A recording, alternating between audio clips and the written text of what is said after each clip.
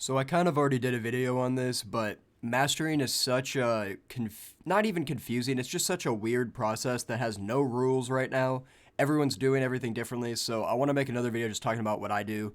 Now, this is not a video on my whole master chain. I guess I could do that if you guys wanted me to, but I don't feel like I know the most about mastering. I'm not a mastering engineer. I just want to say what I do. So again, if you remember that one video I made a couple weeks ago, I talked about the whole loudness LUFS thing and how Spotify and other streaming platforms say you got to master your tracks at negative 14 LUFS. And I was like, okay, one, what does that even mean? So I talked about that. And two, is that actually true?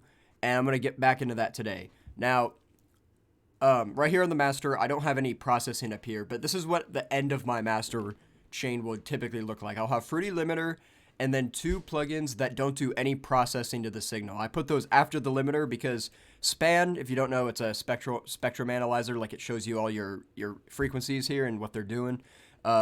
This is great for reference tracks. If you don't have an actual reference tracks plugin, you can bring in a MP3 of another track and kind of look at it on here. And if it's a similar style to the track you make, it's good to know. Like if the mixing looks similar, if your bass, mids, treble are all similar to that song and you like how that song is mixed, your reference track, then you're probably in a good spot. So span's useful for that. It's also useful for just seeing if there's any like super big inconsistencies of your mix, if the highs are like way out of control or something.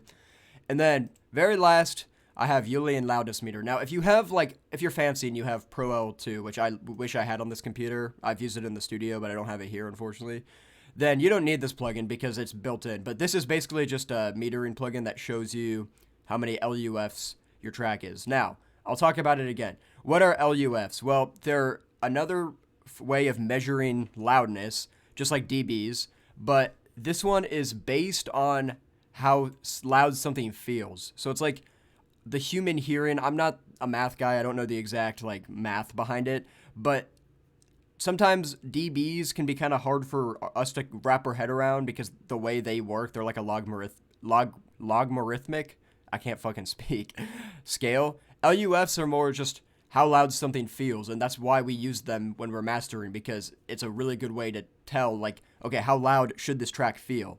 Now, nowadays, mastering is in a kind of a weird spot because a lot of people do it on their own. Mastering engineers are definitely still a thing, though.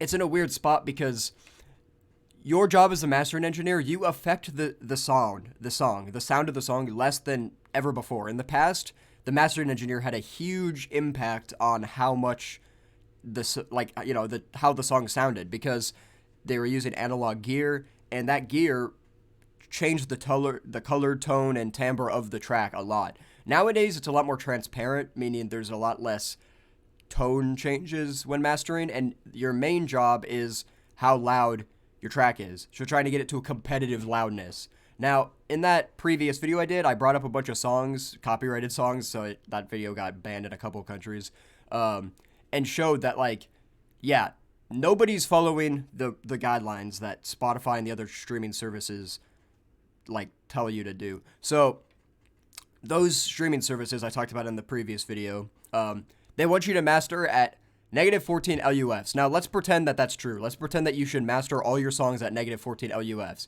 Well, back when I was a little boy, back when I was trying to figure out how to master and mix, and I was still learning about all this stuff, I still am. You can always learn more, but you know what I meant. I had no idea what the fuck they were talking about because it's like, okay, yeah, negative 14 LUFs, but what does that mean? And how do I get that? Because, if I play something on here, I see all these numbers here and they're constantly changing. So how am I supposed to get it to be exactly negative 14? Well, the only number you really need to pay attention to is this one right here, integrative, and kind of true peak as well, but I'll get into that. And that's kind of why, even Julian loudness meter, they have it highlighted here for you, which is nice. This is a free plugin, by the way. If you don't have a fancy limiter that tells you the LUFs on it, the one built into FL doesn't, get this plugin, the free version. It does everything you need it to. It's really good. So integrated LUFS is the only thing you need to pay attention to. Now, what is integrative? Now, basically all it is it's just the average of how loud your track is. So if you play your song from start to end, the integrative LUFS, no more, no less, just the start of your song to the second it ends. The integrated LUFS will be how loud your track is. Now, before you do that, make sure you hit this button to clear it every time, or otherwise it'll combine it with the previous playthrough. But yeah, if I were to play my whole song from here to here, we could see how loud it is. And whatever this appears to be, it's too quiet, because I haven't used my limiter yet to boost the track. Now, this video is not about limiters, so I won't get into that. There's a lot of different things you can do with that, but you need to use your limiter to make up gain until you hit the desired loudness. And here we go back into the old argument of, okay, well, negative 14 is, the truth is nobody masters at negative 14 anymore, or you shouldn't. I'm not trying to like say you're doing it wrong if you are, but you kind of are doing it wrong, because it's way too quiet. No matter what song you're mixing or mastering, sorry, I should say, negative 14 LUFs, the loudness war has won. Like, the streaming services tried to make a standard, but everyone plays by their own rules, and we just like loud music. As humans, we like going deaf, apparently, and we like loud music. So, really, there's no number you should you should aim for. The truth is, you should listen to your whole track and adjust it until you think the dynamics of the track feel right. Now, it'll be different because you'll probably also have like a glue compressor on here that will bring down some of the peaks for you, and that will tame the true peak max. True peak max, don't pay attention to it unless it's really loud. If it's like +3 or +4, there might be some distortion happening.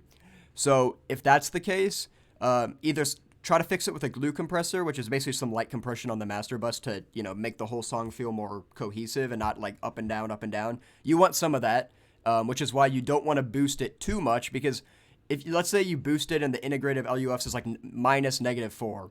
Well, depending on the genre, you can do that. Like, some people will do that.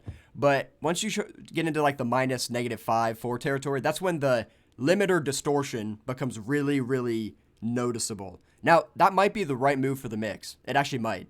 But you got to think about what you're doing. Like, if you're mixing a song like a folk song that's just like a guy and a guitar, you probably don't want that, because you want it to feel more natural and not super distorted.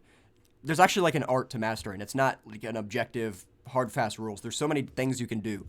The truth is, though, minus 14 is way too quiet. That's what ads are mastered at nowadays. Like, if you see a commercial on TV, in the US at least, there's a really, really, like, it probably was mastered at minus 14 LUFs. So that's the standard for that. But for music, there is no standard. And the truth is, it's louder. You need to get louder. But yeah, what I was saying about true peak, sorry, I keep getting distracted.